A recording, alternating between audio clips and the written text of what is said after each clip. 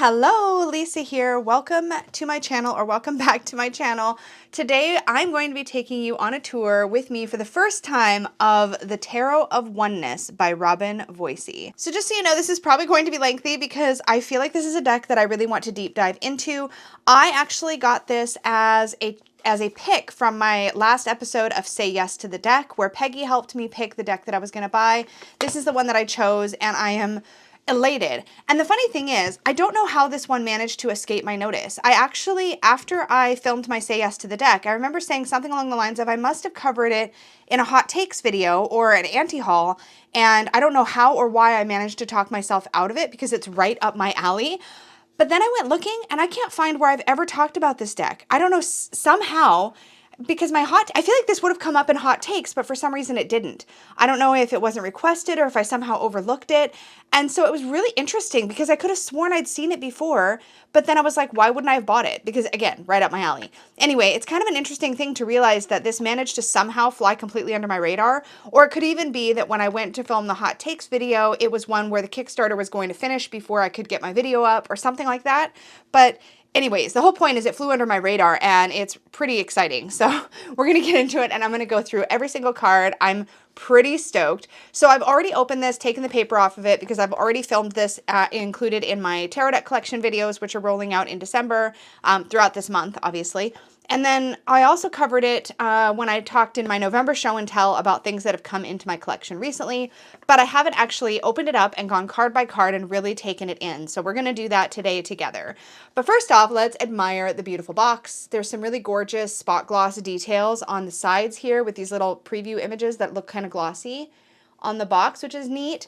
There's a little bit of spot gloss detailing on the back as well. And it is also on the front on this symbol, the letters. It's really quite pretty. So it is a magnetic wraparound box. So the inside of the box has this gorgeous succulent, glowy succulent detail. And then we have a ribbon that lifts everything out. So let's pull out the book first, nice and chunky. And then, you know what, this ribbon, oh no, it is working. That was just user error. Anyway, I was going to say it doesn't help me, but it is helping. Okay, let's put the cards aside, not get them out of order.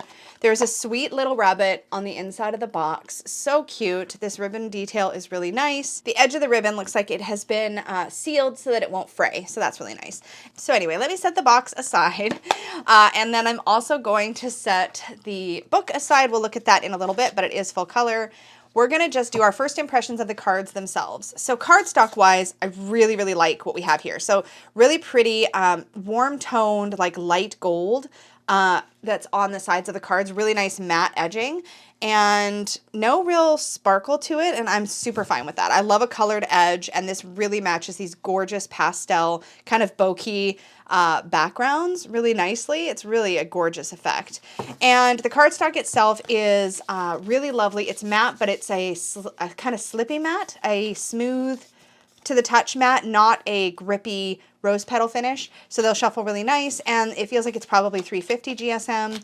I can't remember the specs from the site, but we're going to get into it.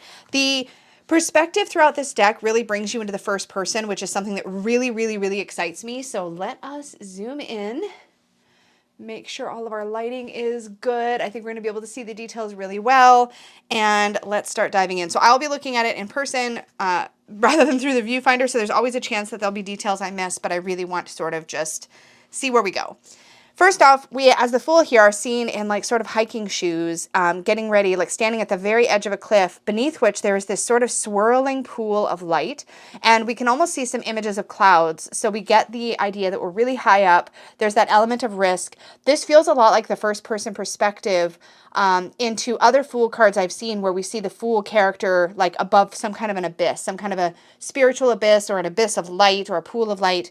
And this really feels like the idea of sort of a leap of faith into the universe, which is, I think, a really beautiful metaphor for the energy of the Fool card. This Magician card is excellent. We have our hands in front of us, and I like that there's this sort of glowy light with the four alchemical symbols for the elements. So we have air, we have water, we have fire, and we have earth.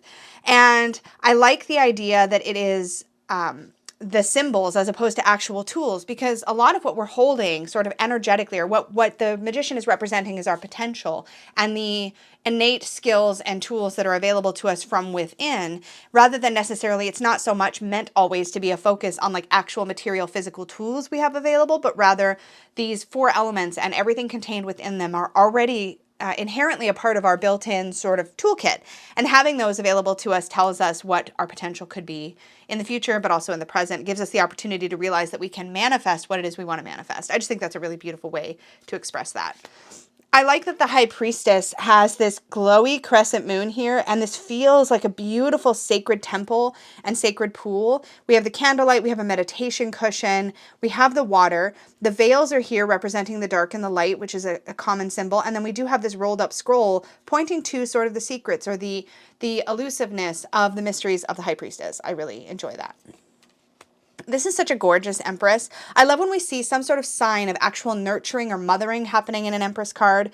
We have a pomegranate kind of tucked away into the imagery here. Lots of beautiful flowers and a butterfly. And then we have the Venus symbol sort of lighting up along the trunk of Mama Elephant here, which I think is it's just lovely. And I like that we are the elephant, you know? This is the thing about this first person perspective, right? It's us as the High Priestess kind of going into our temple. It's us as the elephant nurturing our babe here, looking up at us with love in their eyes. So sweet. In the Emperor, we are this lion. We are in the body of this lion, looking out at the lioness and our cubs, sort of watching over them and holding on to this gorgeous Ankh symbol. And we have the sphere of power, sort of sphere next to us. I think this is just really insanely powerful. Here's our ram up in the clouds. So you can see that right up in there, which is really beautiful. Hopefully, is that focusing? Yeah, okay. I had to check my viewfinder to make sure. Really lovely. There's a lot of little tucked away symbols if you're looking for them here, and it makes me wonder if I've missed any. So I'm going to backtrack for a second because I think it's one of the really cool, clever things about this deck. And I'm just making sure. I probably will for sure miss some things. Like there may be actual symbols in the Fool's spiral here. I don't know. I just think it's really cool how things are tucked away. For example, here we have the Hierophant. And if you look quite closely, first of all, we have the idea that we are sort of looking at a spiritual leader who's holding this book, who's holding this spiritual book. And because the fingernails are facing us, we know that we're not the ones holding the book. We are seeking somebody else who has knowledge or some other source of knowledge. We're referring to other. And we have the open keys here in the spine, kind of in the lit up portion of the book. This reminds me a lot of images we have where we see fairy tale books sort of opening up and the light coming out. The idea that there's an invitation into the book with that imagery. And I really feel that here. And then also, if you look closer, this is so cool. If you look closer, we have all of these symbols tucked in here. We have all kinds of different like religious symbology. I don't know them all, so I'm not going to try to name them, but I see the Om symbol. I see a cross. I see what might be a Taoist symbol or some sort of, again, I'm really bad at naming all of these. A bunch of really world religion, a yin yang. And the more that you look, the more that you can kind of see here, just kind of coming out of the pages of this book. And then more than that, there is this superimposed, very faded owl up here in the top of the card. Really brilliant, the layers that are happening here and like what that can symbolize. And you can really lean into that sort of wisdom of the owl. You can lean into the keys in the book or the idea that this could be happening in a church. There's a church-like window in the background, right? So you can really go into this card at whatever level you want to go into it, which is really profound. I really enjoy this Lover's card, particularly, and it looks like there's going to be a couple of them, but I really enjoy this Lover's card because I like the swirling helix here that shows 2 paths that are intertwining. Now, I like that because I really enjoy working with the Lover's card as the idea of choice or choosing the path that's going to inform your life as you go forward. But what I like about a solo figure in the Lovers and the glowing heart within them is it speaks to me to the idea of the kind of choice that honors yourself, that is a self-loving choice. And that's a really beautiful, powerful way to look at this card. I think instead of focusing on aligning your path necessarily always with another, there is this profound opportunity to sort of create a life or forge a life that is meant for you and do that in a really empowering way. And so we have a feminine lovers and then we have a masculine lovers, which is what I suspected.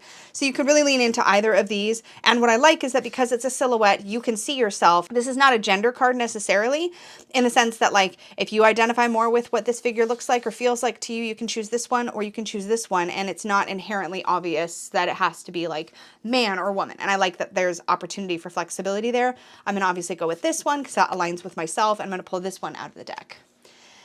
So next up is the Chariot card, and we have these two dolphins sort of racing forward at the helm or sort of ahead of a boat. And the boat has this symbol on the front. It's like a six-pointed star with the sacred geometry, six-pointed star. I'm really bad again at naming those, but that is essentially what we're seeing. What's neat about this is that there's an element of play here, because when you have dolphins kind of swimming with or alongside a ship, the idea is that there's an alignment in that moment of you and these creatures, but there's an element of play and of joy in that. And I think the dolphins bring a little bit of that element of joy to the card. Yes, we are all going in the same direction. We're all pointed in that same way and we're aligned. And there's an idea of moving towards your goal, sure. But there's that element of sort of play and liveliness that comes along with it, which I think is really cool. I'm just going to say I think it's really cool a lot. So, brace yourself. This is beautiful because we are here, the hand of strength is sort of attached to us because we have that first person perspective. And can I just say that I really appreciate that Robin didn't assume any type of person in that first person perspective. So you see lots of different types of appendages, feet, hands, etc. So it's like it's meant to kind of bring us into this idea of being in the first person without necessarily over identifying with what that first person imagery looks like. Does that make sense? He kind of brings us into that idea of like sort of the cosmic oneness of, that's the whole point, the tarot of oneness, right? To see ourselves as part of this greater whole of humanity. Anyway, I feel like I'm like in a very like woo space right now. So if I'm off to the races with all my commentary, just enjoy. But I really love here that we're looking deep into the eyes of this bear and we're putting our hand on its sort of cheek there and calming it. And we see the lemniscate on our hand as we have this perspective. It's just really powerful. We're looking right into the eyes of this bear. I think it's excellent. I love me a card. I just love this. I love that we're holding the lantern, that we're holding it in front of us, and that it's leading us up, because that idea of going upstairs, especially towards a bright light like that, it speaks to the idea that we're looking for enhancements, for growth, for spiritual wisdom, for internal wisdom, for self-knowledge. We're looking for a higher plane of information, if that makes sense. We're not looking to just like bury our head in the sand, but we're actually seekers. We are going on a journey of seeking. A journey of seeking? Hopefully you know what I mean.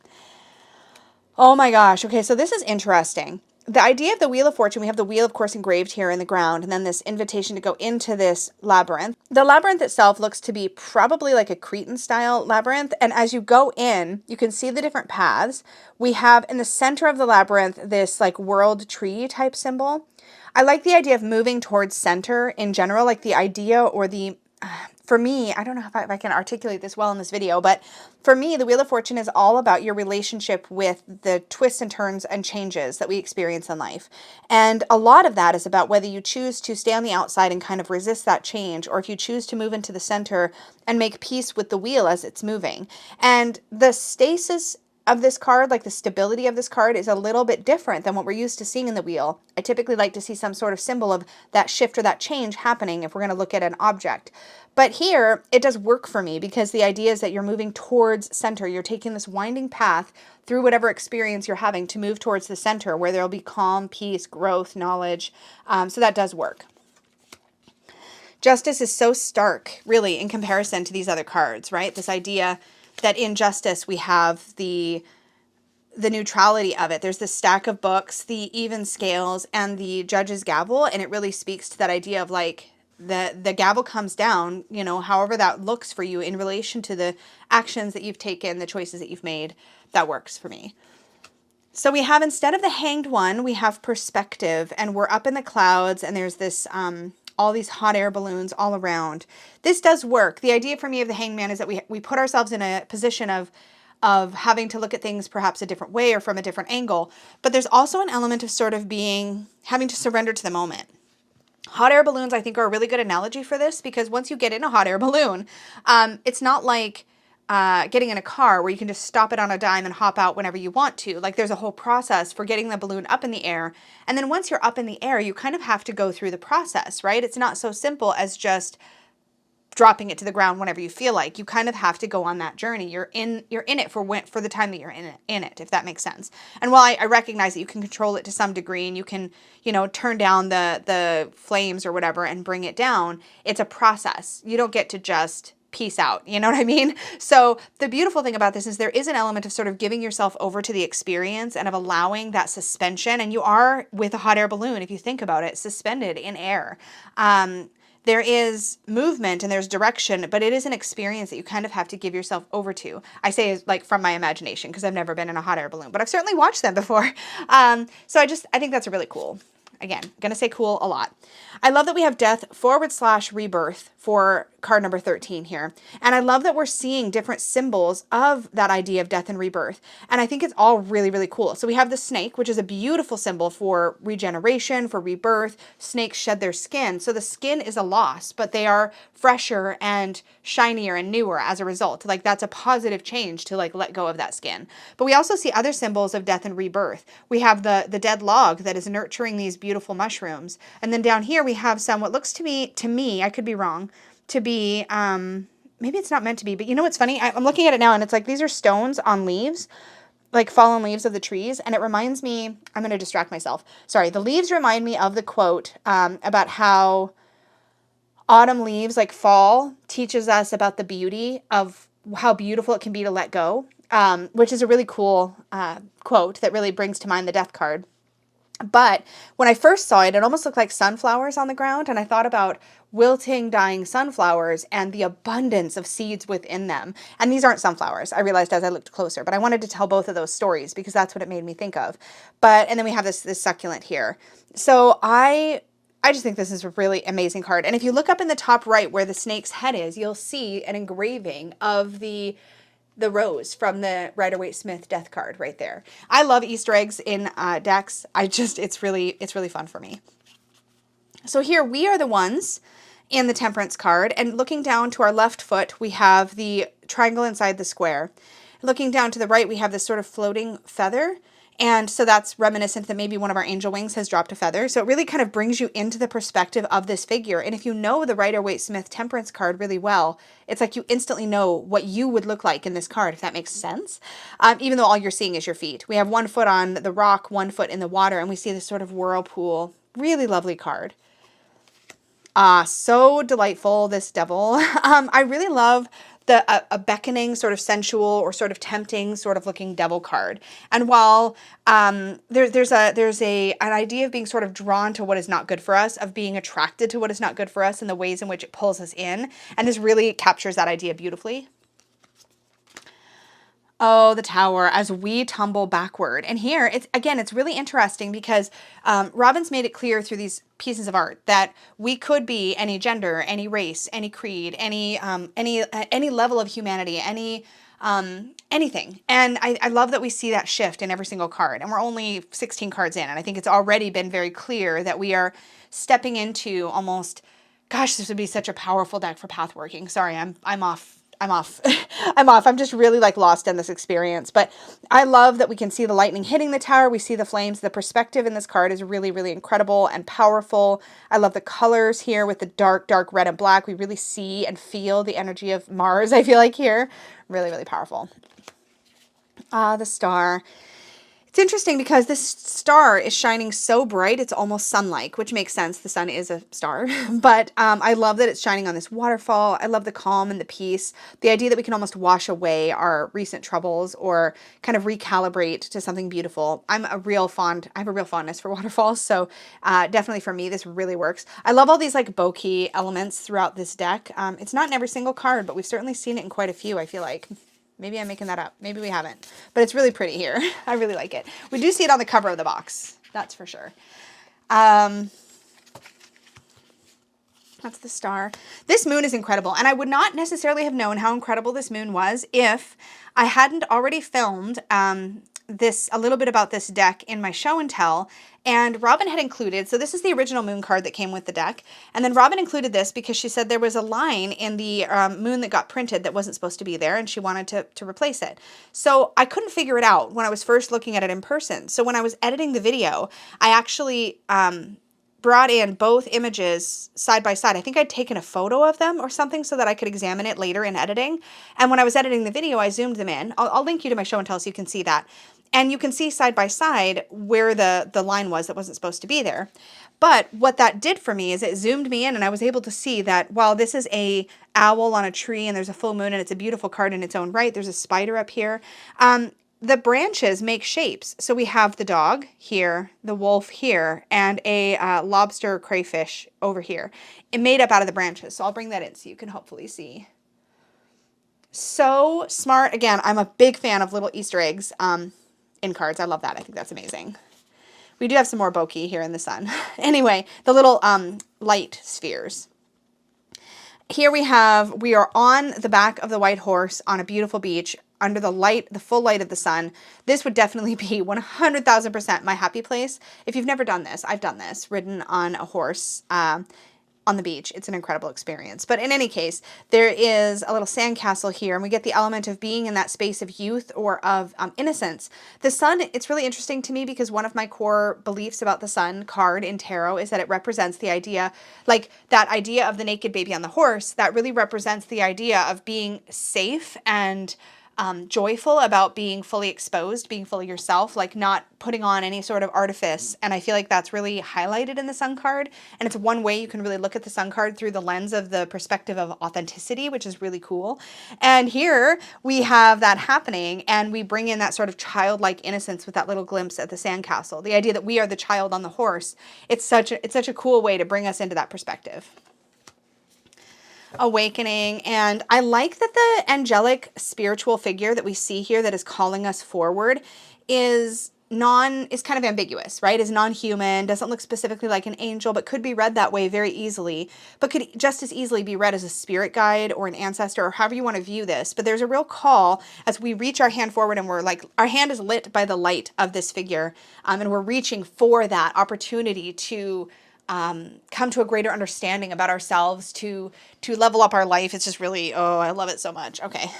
We're almost a half an hour in, and I'm not even through the major arcana, but this is a really, really incredible deck. So we have the world card here, the butterflies going up to the sky.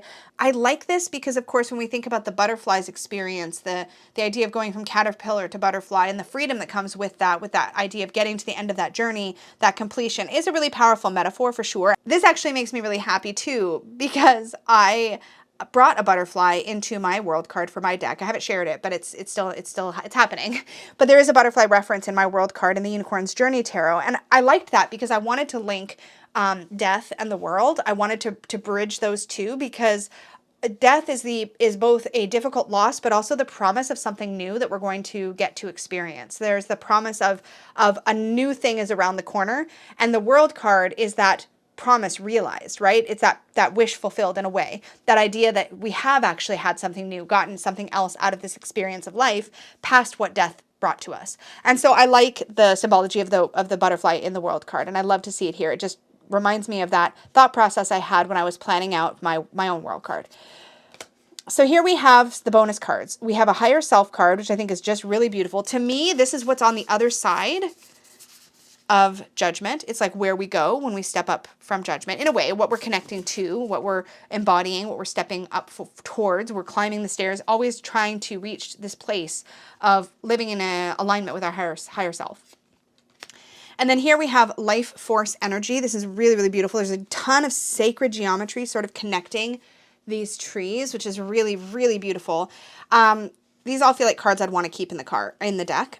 Oneness, I love this idea of cosmic connection, cosmic consciousness. This is similar to, but different than, the backs of the cards, which I appreciate. So it's not like you're going to flip it over and get confused, which I like, but it is obviously a similar concept, which of course then tells us that the backs of the cards were at minimum inspired by the oneness card, or at least that there was an intended idea that the backs represent this cosmic oneness that the deck is sort of taking us on a journey through.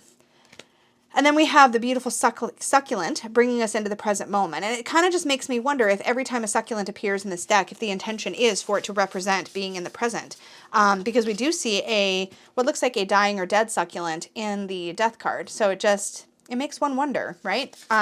Really beautiful imagery. I love the fact that there is a present moment card. This is present moment practice, or connecting with the present moment, is a really important part of my spiritual practice. It's a really important part of how I work with clients. I always, as part of my client readings, will invite my client to come into the present moment. That's a very, very powerful and important way for me to connect with my clients when I read for others. And that's something that it's really profound to me that this card is in this deck, and it really excited me when I first saw it, and I was showing Peggy in my video, my Say Yes to the Deck. It was a really cool moment to spot that card. And I love, love, love, love, love that there's a synchronicity card. I don't fully know what the purpose of this particular imagery is. I'd really like to read about this one in the guidebook, and why don't I do that now? Because apparently I have no patience. Because I love the concept of synchronicity, but I'm curious what the goal of this illustration is. So let's read it. It says, as the sun sets, it aligns perfectly with the outstretched hand of the angel statue, as if she's holding a beautiful orb of light. Aha! The clouds in the sky mimic the shape of the angel, and a feather falls in your path. Coincidence, or is there something more going on here? So it's really inviting you to look at signs. Synchronicity refers to the occurrence of coincidences that carry significant meaning. Examples include thinking about someone you haven't talked to in a while and suddenly they message or call you, looking for insight regarding something and the right guide or teacher appears on your path, seeing the same set of numbers over and over again, like 1111 or 222, turning on the radio and hearing a song that has been playing in your head for a couple of days. Some synchronistic events are specific messages for you, while others occur to remind you that there is a master plan at work here and all will be well.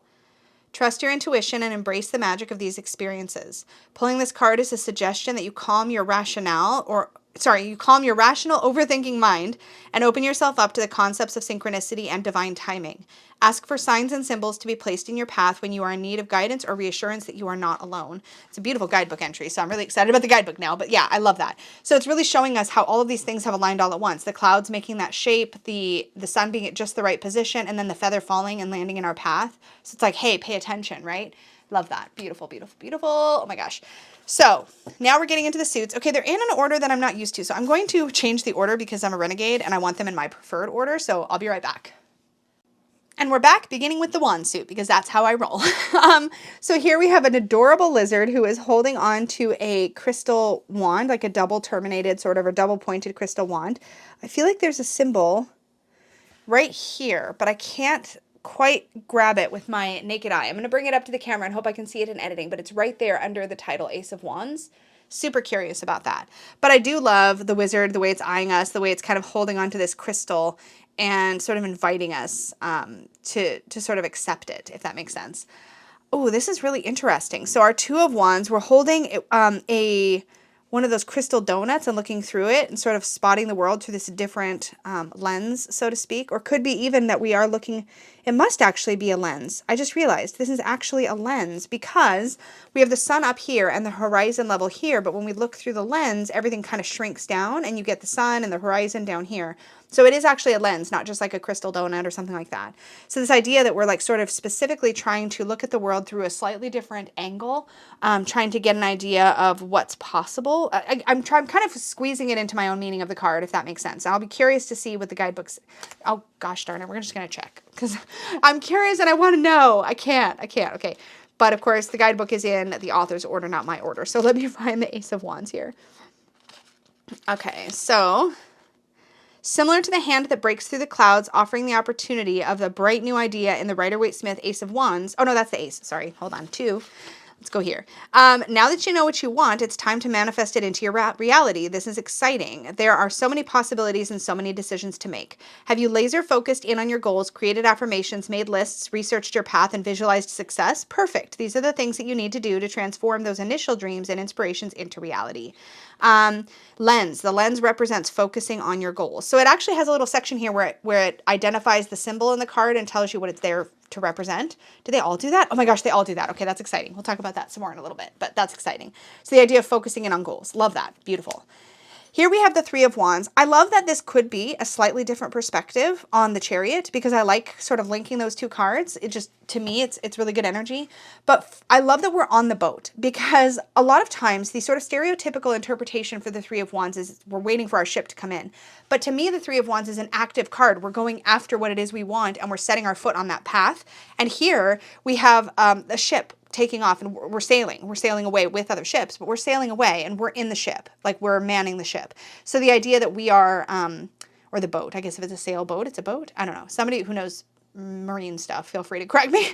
But I love the idea that we're in the boat, we're taking off, we're going towards our destination. Powerful, powerful stuff. This Four of Wands definitely speaks to celebration. We're around other people who are raising their hands up in the sky. We're almost shooting light. It almost looks like one of those images of like infrared. Or it reminds me also maybe of like, you know, those runs, the color runs or whatever that people do, the like marathons where they get splashed with like different kinds of colored chalk and stuff as they run. Does that make sense? That's kind of what that almost makes me think of. So love the Four of Wands. I personally see the Four of Wands more as like a milestone. We're celebrating sort of a mini goal reached along the path towards our bigger goals. And that works for me. The challenge, holy cow, in this Five of Wands is amazing. I love it. We have 5 wolves. Well, no, excuse me, because of course we're one of them. We have 4 wolves and we're challenging the wolf in front of us. So we are the 5th wolf. Again, that first person perspective has been thought through very clearly throughout this entire deck from what I can see so far, and it's very exciting. But anyways, we are facing off against this wolf here, and it's a very powerful image. The idea that we are stepping up to challenge, to compete, or to sort of prove ourselves. Really, really, really good. Love it, love it, love it. This is so cool. The Six of Wands with all these cameras flashing in our face. This idea that we are being recognized, and that can be a double-edged sword, right? When we're getting that external recognition, are we focused too much on that? Are we engaging with it in a healthy for us way? It's just it poses some interesting questions, which I appreciate. The Seven of Wands, so this is really interesting because typically we see this as being sort of outnumbered in a way. It looks to me, I can't quite tell what's happening on this card. So there's the sharks, of course, all around. There's what looks to be like a little fish speared. So it's almost this idea of we're trying to maybe catch a shark. I want to see what she says here because I can't quite tell what this device is in the foreground. Let me just straighten these out while I look it up in the book. Let's see. Diving into the ocean with your spear gun. So you're holding a spear gun. I wouldn't have known what those look like, so that makes sense. You set your sights on targeting and capturing dinner. Danger lurks around you, but okay, so you're not actually trying to catch the shark necessarily. You're just trying to catch dinner, and you've speared a tuna, it looks like. Anyway, so it says danger lurks around you, but you also know what you are doing and feel confident that you have the backup of friends who have joined you in the dark waters. With luck and skill, you've captured a large tuna, but not without grabbing the attention of hungry sharks. They want what you have and corner you in an underground cave. They are prepared to fight for your catch. Okay. It seems like the longer you're in there, the more sharks appear, circling the opening to the cave. You face the choice of standing your ground or cutting your losses. They may have surrounded you unexpectedly, but you've learned your lesson. It's best to come better prepared next time. Know the risks and always be ready for a worst-case scenario. When you achieve success in life, it isn't uncommon to learn that someone is lurking in the shadows, waiting to take what you have worked so hard for. Stand your ground, protect what is rightfully yours. Really beautiful there. So sharks, tuna, and it breaks down those symbols. Okay, love that. Here on the Eight of Wands, we see that we're on a vehicle of some kind, we're speeding through. I love the sense of movement here and speed. So cool. The Nine of Wands, this is so interesting. So we've got one singular focus, right? We just need to get to the beach. We're one of these sea turtles, I assume, trying to make our way to the shore. And here comes a seagull to potentially snatch one of us up, snatch us up. I'm just curious what this one says too.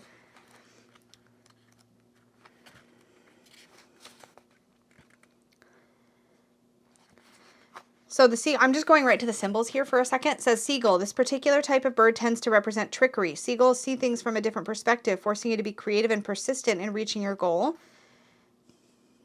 And then it says sea turtles. As a sea turtle, you embrace the energies of endurance and ancient wisdom. You know what you need to do to survive. Your instincts will guide you. Wow. Here's how it's written. You've just cracked open the shell that has kept you safe, warm, and protected. It's so exciting to start this new journey, but wait, danger is circling. You feel vulnerable and know that it is time to make a mad dash to safety. There's no time for rest. You must be brave and go now. It takes resilience and courage to make it to safety. Every obstacle in life makes you stronger. As daunting as it looks, you know what to do, and you know that you can do this. The finish line isn't far away. You can see it now. Oh, how welcoming the cool waves will feel as they wash over you. Having others around you will help you reach your goal, whether they are cheering you on, running with you, or watching and learning from your successes. Oh, gosh, this is so good, you guys. 10 of Wands. What were you thinking? Those boulders are heavy. You've taken on quite the task. Okay, I can't. I want to read the entire book right now. This cracks me up. I actually showed this card to Peggy because Peggy has a saying about like putting the boulder at the bottom of the hill, so you have to haul it up, as opposed to putting the boulder at the top of the hill and rolling it down. You can see that we've come a long way because there's this boulder we've been hauling behind us as we're taking it up this hill. But we've got a long history of dragging it around. And it's interesting because it can call into question the ways in which you've been doing things. Are you doing them in the most efficient way or the least efficient way? And this is just a very, very cool image for that. So then we have our quartz, which have been altered. We have inspiration for the page, and the page is gazing at this candle flame. There's some crystals nearby, and just kind of, it looks like to me, candle flame scrying, or candle flame scrying or smoke scrying. And we see all these like butterflies and lizards and other creatures sort of in the flame, which is a really interesting way to look at the Page of Wands, who's definitely somebody who can imagine possibilities, who sees everything in a different way. But again, I want to look. What does it say? There's always been a little flame inside you, burning low, waiting to be fanned and brought to life. Let's see. Butterfly, clear quartz, dragonfly, moth, salamander, and shungite. So those are the crystals. I love how the symbols are all laid out with exactly what they stand for. I think that's a really cool way to go about that. And then we have our knight, which is the action of wands. So action instead of knight. Love that. Again, I'm not quite sure what's happening in this image. Action. Let's see. Fueled by passion and the motivation to get things done, you propel forward with a fiery energy. There may be some unexpected twists and turns. Oh, there's the shadow of a horse. I totally missed it, you guys. Look, you are actually on, like you're riding on horseback and you're racing sort of through this landscape. That's your shadow there. And you can see by the position of the rider that you're moving with speed and that the horse is galloping. So that's cool. I love the Spirit of Wands. This is our queen. We have the sunflower and the black cat, and we're looking down at it. I think that's a really, really beautiful perspective, as it is through the whole deck, honestly. And then the embodiment of wands is the crown. And I love that we have here the crown waiting to be picked up and put on our head, and this sort of crystal wand of power. There's a real invitation here to step into your power when you see a card like this. I love that. And now we're on to cups. This card just delights me. This otter, though, like for real. And we can see that the bowl of water is full and that the dove is reflected in the water. So we know the dove is out of our view. Really, again, just really, really exciting perspectives here. I love the lotus flowers being so up close. Really, really gorgeous. Love it.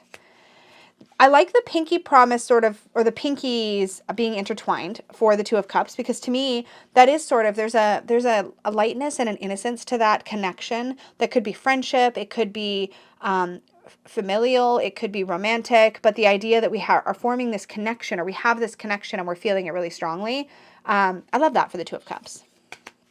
I love that we're just having tea with our friends in the Three of Cups. I love tea in the Three of Cups generally, and this is so lovely. It's so comforting, and it just reminds you of like what it can feel like to just connect with your friends and like get different perspectives. And I love how each tea is being prepared or is being enjoyed a little bit differently, right? Not everybody has cream, not everybody has sugar, you know, this idea that like everybody's coming at it with their own unique brew, so to speak. This Four of Cups is really beautiful. It almost makes me think of protecting something, but we're protecting it to the point where we're missing the sunshine. Again, I'm curious here how it's expressed in the book, but this is a really cool, yeah, not right now. For whatever reason, that's just how you're feeling. You've made a conscious decision to block opportunities, and you know what? That's okay. Things might be happening too fast, or your gut may be telling you to hold back. This may be a good time for you to pause and turn inwards, realign your priorities, and get yourself grounded again. Is it possible that you're taking something or someone for granted? Focusing on the things you don't have can distract you from the blessings that already exist in your life. From a purely emotional perspective, your feelings may have been hurt in the past, and you've put up some walls to prevent getting hurt again. Do you think it might be time to break down those walls? So I think my initial interpretation of sort of protecting something but to its own detriment does make sense here. But there's other layers of this as well, like the idea of blocking opportunities or having erected walls, you know. It's really powerful. I love the Five of Cups. I love that we cannot see clearly through all of this rain, right? All of the dreariness. Yeah, becoming weighed down by the sadness of old wounds will hold you back from enjoying your best life. Like, just really, really beautiful. I love this Six of Wands, or excuse me, Six of Cups. I said Six of Wands. I meant Six of Cups. I love that we are literally going through a box of memories. This is such a potent way for me to think about the Six of Cups. We have this little puppy, picture of us holding a little puppy. We have swing set, which is very potent imagery for me personally. There's like postcards and Happy Valentine's Day and old love letters and like a friendship bracelet and like, what is this? There's a necklace. I can't quite tell with my naked eye what is on the necklace, but hopefully I'll spot it in editing. The shoes, like just, oh, memories. Such an apt illustration for the Six of Cups. The Seven is great. You know, the consideration of what, you know, daydreaming, what's possible. Wishful thinking in a way sometimes with the Seven of Cups, or just simply like being at a turning point and not sure what you're going to choose next.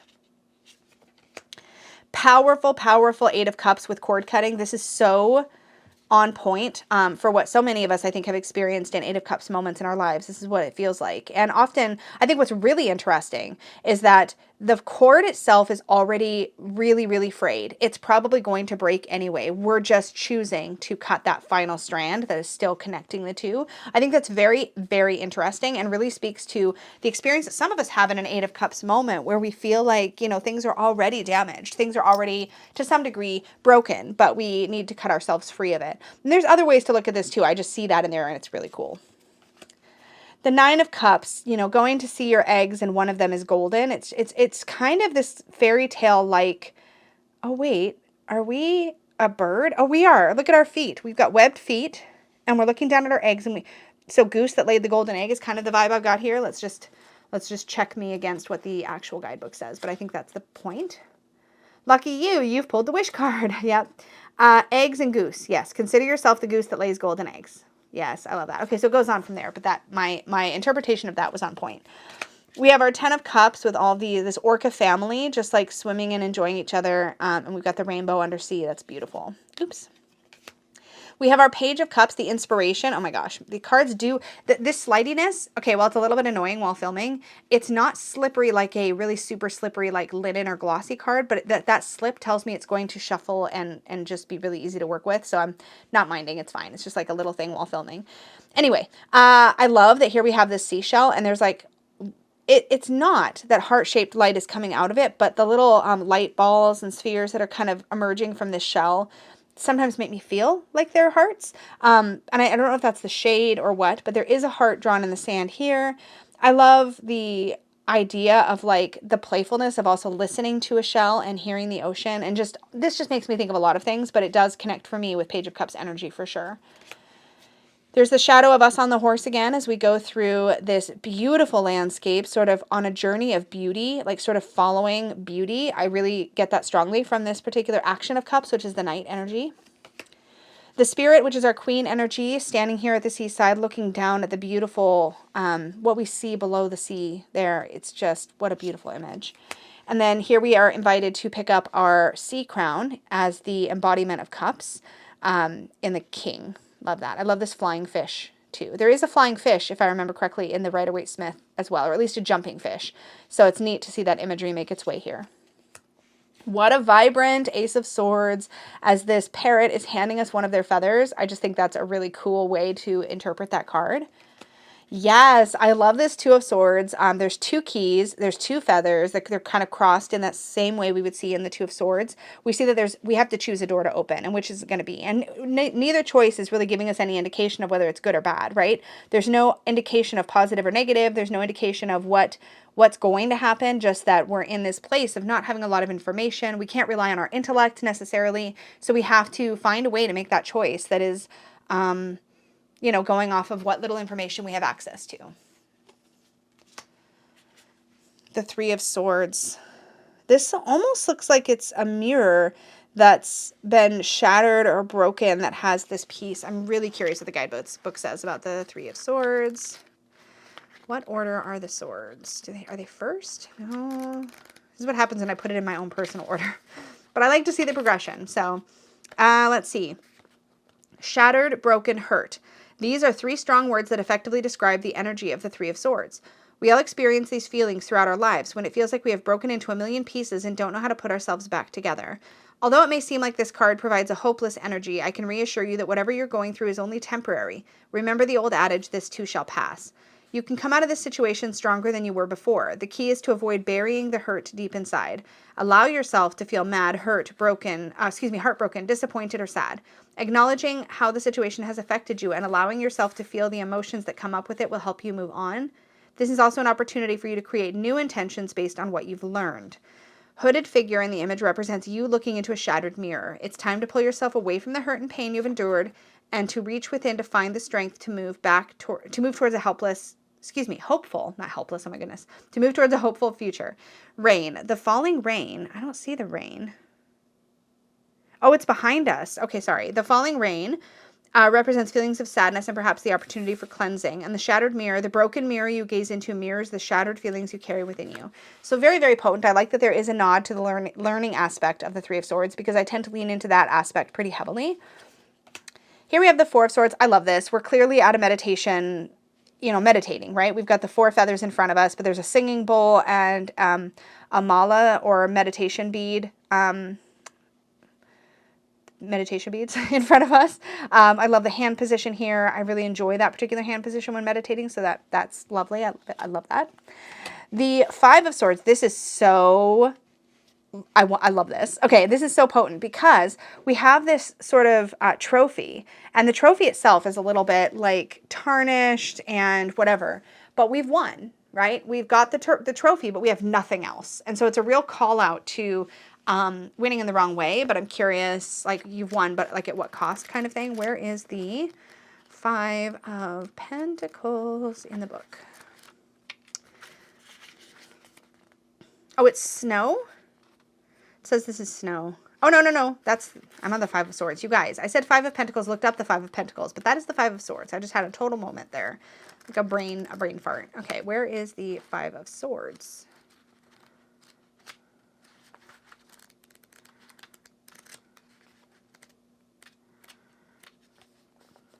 Congratulations, you won. Way to go. You knew you were right and you fought a good fight to prove that you could win. But let me ask you something. Did you lose sight of what you were fighting for? Did the prize and the drive to become champion overshadow what was really going on? Did you behave respectfully and with dignity? If you're engaged in a conflict right now, take a moment to consider your actions and how you can move ahead to create the best outcome for everyone involved. Question your motivation and actions to examine whether or not your ego has taken over.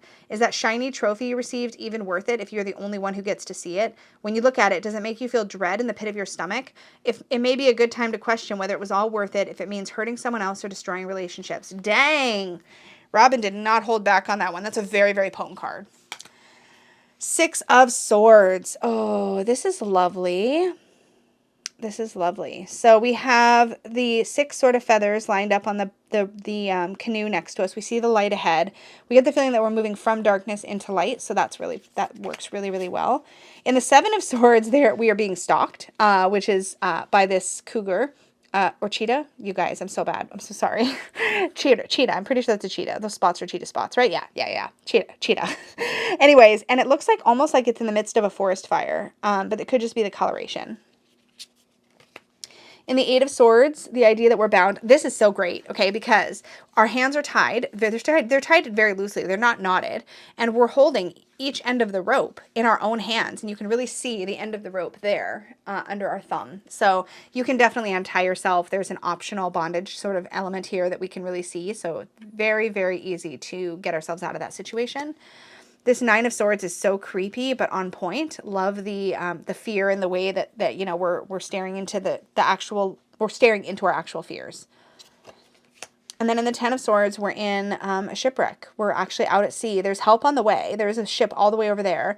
There's a safety ring. So we're not lost, but gosh, it feels really hopeless in the moment, right?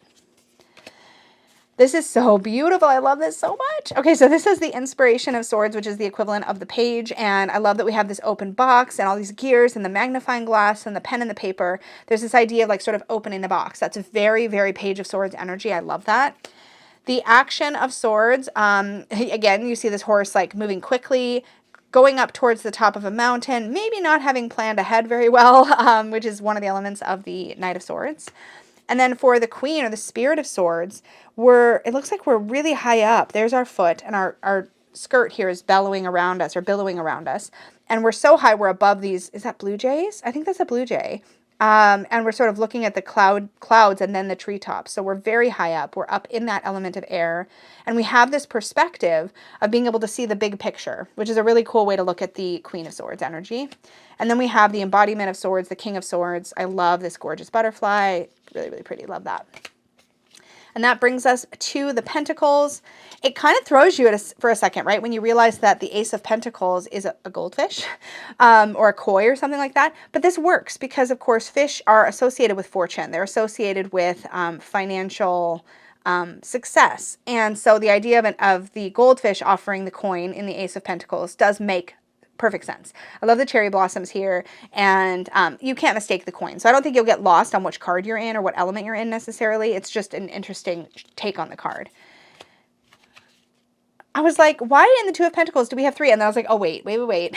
So we're looking up at the sky as we're juggling these three batons, but you do have two pentacles in the clouds. So the two pentacles are there, but obviously juggling three objects is harder than juggling two. And I think it really brings you into that juggly, balancing energy that you're trying to manage all the things and keep all your pins in the air, so to speak, in the Two of Pentacles. I love that.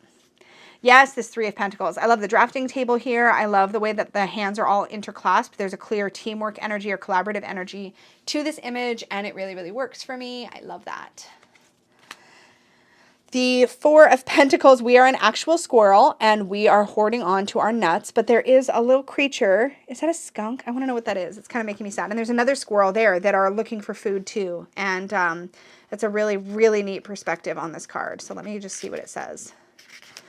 Yep, you have gathered all the acorns you could find and have stored them high up in a tree where no one else can get to them. What's your plan? Are you going to hoard them all to yourself? Are you going to avoid eating any of them so your stockpile never diminishes? Are you afraid you're going to lose them or that someone is going to take them? It's important to check in with yourself to make sure limiting beliefs aren't holding you back. Planning, saving, and using your resources wisely is a great thing to do, as long as you aren't cutting yourself short. Life should be enjoyed, and you deserve all the good things it has to offer. It may be pertinent advice for you to disengage from a mindset of lack or fear to do something fun. Acquiring money is only one aspect of your life. Are you being inflexible? Are you exerting too much control in your life? Are you behaving in a possessive manner? And that's a rabbit and a squirrel down there, and it speaks to their the reason that they're there. So, love that. Yes, the Five of Pentacles. We are barefoot. We have holes in our socks. It's snowing. It's cold, but there's the light reflecting from the window nearby. The Six of Pentacles. Oh, and we have this opportunity, right, to share, to be generous, to help. The Seven of Pentacles. I want to read what this one says, but I love the planting energy here, or perhaps we've planted and we're now pulling up the seedling. I'm just curious what the perspective on this one is in here. Carefully placing the seedling into the ground, you can't help but imagine what this tiny plant will look like many years from now. One day, a mighty oak will stand here. Birds, insects, and squirrels will make it their home, and it goes on from there. So it talks about, you know, you could have planted a partially grown tree, but there's something so lovely about watching a tiny little seedling create roots, gather nourishment, and grow tall and strong. So just talking about the idea of planting something and then having the patience and the persistence. That's not the word I'm looking for. I can't think of the word. It's going to bug me. Tenacity, maybe, to see it through. The Eight of Pentacles is a tattoo artist, and they are tattooing on us. I'm assuming. Oh, no. This one we are the tattoo artist. Excuse me. We are tattooing. Looks like, oh, you guys. Oh, this is going to make me cry. Okay, I literally had to step away, and I'm still not sure I can talk about this.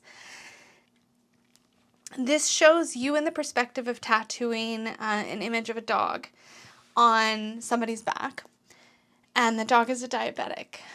I know that because the dog's collar on this tattoo has a diabetic tag. Sorry, that one hit me. Like, I don't usually completely lose it doing a walkthrough, but of course, as many of you know, our little Bruno is a diabetic, and there's so much here. I don't even know if I can read the guidebook, but we're going to take a look. I'm going to see if I can calm myself down. I mean, this is like me trying to do this for the last 10 minutes, trying to just get that out loud. That was a lot. So, yeah. Oh, it's funny because it actually, I thought that looks to me like the diabetic dog tag. It actually says here it's a service dog tattoo. like that symbol is very similar to the diabetic dog tattoo. So I just like totally went there in my mind. Either way, a dog that you're very bonded to or an animal you're very bonded to. I know that that's not the point necessarily of this card. It's not to illustrate that loss, but it is the idea of like mastering your craft, and a service dog has obviously mastered their craft too. So it's a really cool symbol. It just, whew, I thought that was a diabetic dog. And actually, now I want to show you guys what the diabetic, see, it's the same symbol. I'm so curious now. Look at, so let me just, hold on. So this is what a type 1 diabetic dog tag looks like. And that's what that looks like. So, but it could mean that this was a service dog that helped people with diabetes. Maybe that's the point. I'm just curious what a service dog tag looks like. Yeah, so it's the same. So that's why that hit me the way that it did, because of course, I'll show you what the service dog symbol is literally the same. Here we go. So let me just pull it up. So service dog tag, right? And there are service dogs actually that help people with diabetes or insulin dependent people with diabetes. So that does make sense. But that is also the same tag. And anybody who knows like specifically what the symbol's all about, please feel free to enlighten us in the comments below. But Bruno wears a diabetic dog tag. And seeing this dog be tattooed with that tag, just like it really hit me in the feels. Because there's a lot. Like there's a lot there. So that emotional interlude was, that's the first time I've ever done a walkthrough and like literally completely fallen apart. But you know what? It just speaks to the potency of the artwork, and it being able to hit us in a way like that is, I think, really profound. I will say, just from personalizing this card and my personal interpretation of that card, you know, there has been a real mastery of skill to learn how to care for an animal with a chronic condition like that. And certainly so much learning involved in how to do that, and then to do it well, and for him to be as stable as he is. I'm so, so grateful. But yeah, I would totally personalize that. If I were reading this for myself, using these cards for myself, that's definitely a place my mind would go with this card for sure. Whew. Moving on, the 9 of Pentacles. Thank goodness these are face down, yo. Like my eyes are probably all puffy. So admiring the view in your gorgeous garden. Yeah, this is beautiful. I love that we have just this idea of being sort of safe and contained within our garden, and we get to enjoy and observe it. It's really beautiful. Oh, I love this 10 of Pentacles. We get that feeling of a family with a capital F, the idea of whether that is found family, made family, created family, or like adopted family, or however we want to look at this. Like that is definitely there for us. And I love the layers here and the way that each set of hands supports the set of hands above it. That's just a really beautiful image.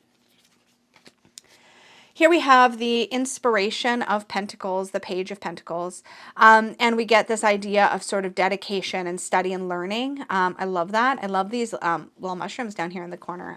Everything is here with intention, which I think is really, really great. Here we have the action of Pentacles. We still have the silhouette of our horse and rider here, of us, and it looks like we are harvesting a bunch of wheat, which is a really cool image. Here's our sleepy, like not sleepy, but just cute cuddly bunny. Our bunny companion to the Queen of Pentacles, the Spirit of Pentacles is what it's called in this deck. And we're wearing this green gown and looking down at our little bunny friend. I love that. And then the embodiment of Pentacles, the King, the crown and the grapes. And we have this like opulence and that purple, and it's just, oh, it's all there. Okay, let me zoom out and let's shuffle this bad boy. So really beautiful, really powerful deck. I've obviously had quite an intense reaction to it. I think that it's really, really potent, especially to put ourselves in that first person perspective. It's definitely hits different, and it hits different in, I think, a really, really, really incredible way. And I do think that this is going to be an insanely powerful deck for reading for yourself, which is not to say that you can't also use this deck for clients, but I feel very, very, very called to work with this deck for myself. Just that first person perspective, which puts us, the person laying the cards in front of us, in the driver's seat of the image, or in the in that perspective of being the ones in the image. It just really makes it very, very powerful for personal work, which is how a lot of us work with the tarot. I would venture to say that the majority of us work with the tarot primarily for ourselves. And I kind of feel a little bit like I want to hoard this experience to myself. And I think that's really cool. I'm going to do what I usually do when I've shuffled the deck. And I'm going to wait, what was I trying to say? I'm so discombobulated. I'm going to put the extra lovers card in the bottom of the deck so that it's there for me if I ever choose to want to use it again. And then I'll put the book, and then I'll put the ribbon, and then I'll put the cards, which is typically how I do stuff like this. So I might actually just do cards and then book. We'll see. I feel like this video has gotten very, very long, very, very long, but I think it's totally worth it.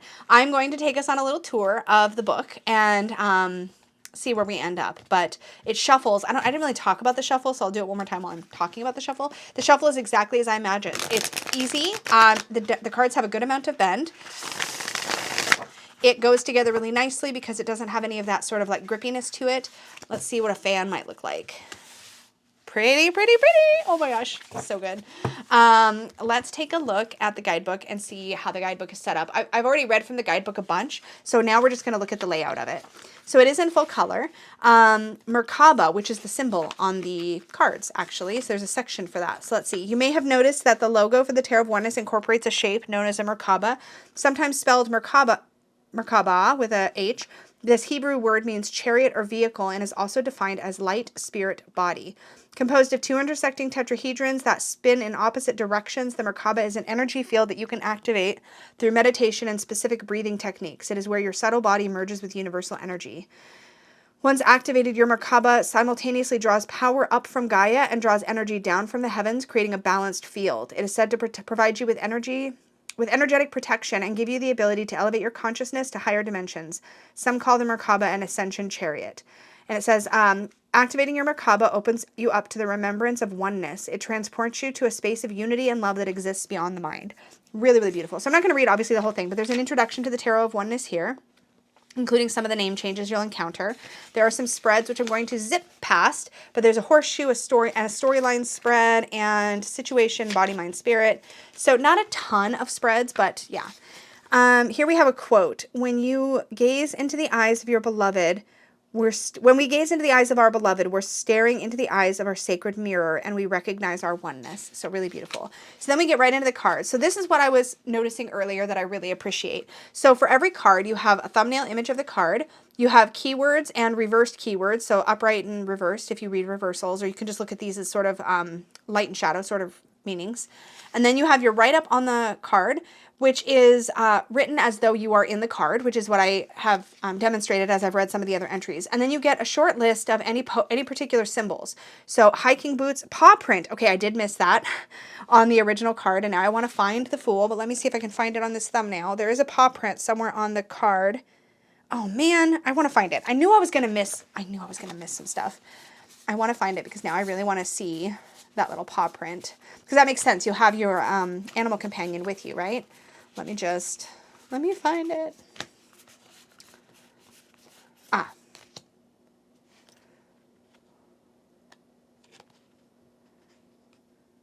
Where is the, oh, there's the paw print. Okay, oh my gosh, it's so small. So it's actually right there in the corner of the card. There's our paw print. Cool. Okay, sorry. It is going to be fun to go through this deck and like find anything else that I may have overlooked. So yeah, you'll get each of the symbols. Here there's, yeah, hiking boots, paw print, portal, and rocks. And each one, it tells you what it means. And I love it when deck creators do this. So you know what all the symbols are there to represent. I think that's really great. Wow,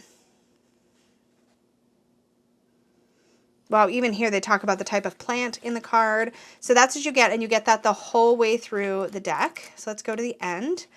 And then you do have a slight introduction to every suit, which is great. Does it finish with the, yeah, it finishes with the embodiment of swords and then a little bit about Robin the Creator, which is fantastic. So the little guidebook is 188 pages. It's chunky. It's perfect bound. Really excited, really, really excited, you guys, to use this deck. I literally just cannot wait. So that is the Tarot of Oneness. Look at how pretty it is. No, I got to do a better fan than that. Come on. This has been such a beautiful walkthrough, such a powerful experience. Let me just see if I can do the fan some justice. That's better. Look how pretty.